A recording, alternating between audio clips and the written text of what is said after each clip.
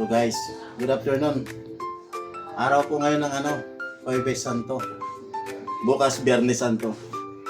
Naisipan ko gumawa ng pandesal para papamigay ko doon sa puni, sa pabasa, sa aming barangay. So guys, gagawin ko pandesal. Yup!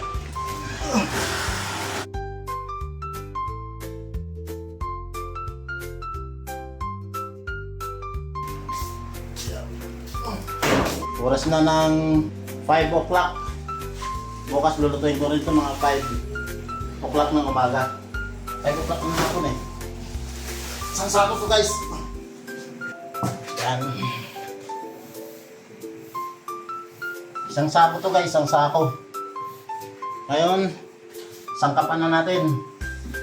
Kailangan pag nagsangkap ka, dapat double check mo kasi pag nagkamali ka, sira ang timpla. Lagyan natin ng asukal, 6 na kilo sa isang sako. 3/4 to guys. Original kasi ito, Milk Boy. Hindi man to farmland, kaya malasa na yan. Lagyan na natin ng dairy cream. Yan. Ang palsa. Lagyan natin ng 4 na kutsara. Yan. 1, 2, 4. Asin, isang litsi.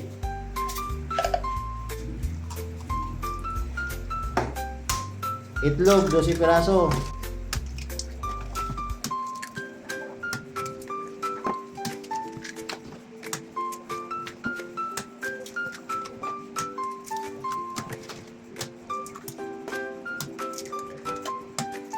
Okay. Ang kilong lard. Ito.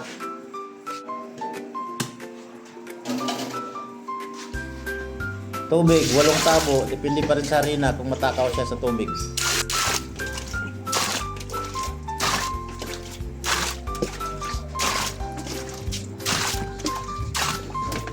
Yung mga sangkap niya.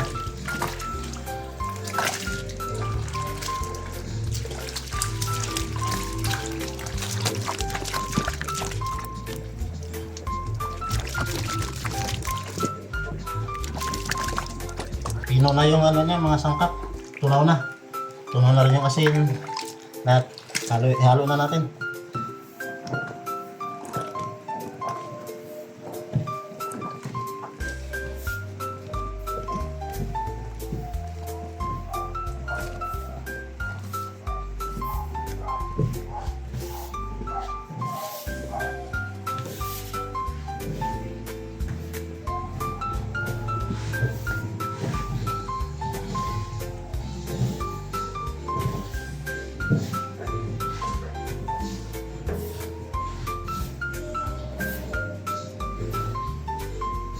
Punasan natin ng mantika yung misa para hindi kakapit yung masa.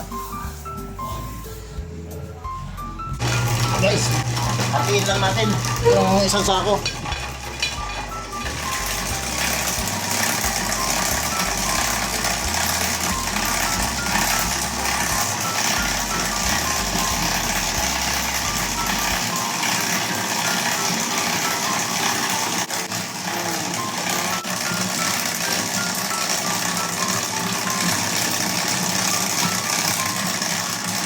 Guys, malapit na to guys. Malapit na ang kainin natin. Makinis na.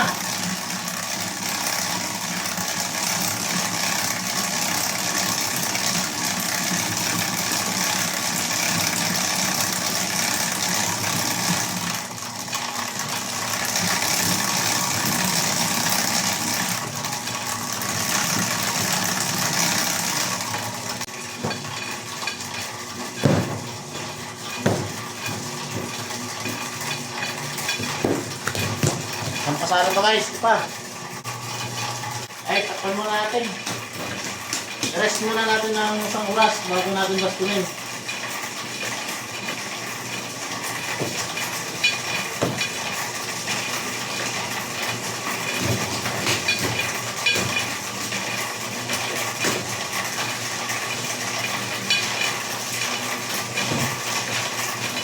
Dahil maghintay tayo ng isang oras bago natin bastunin. See you later.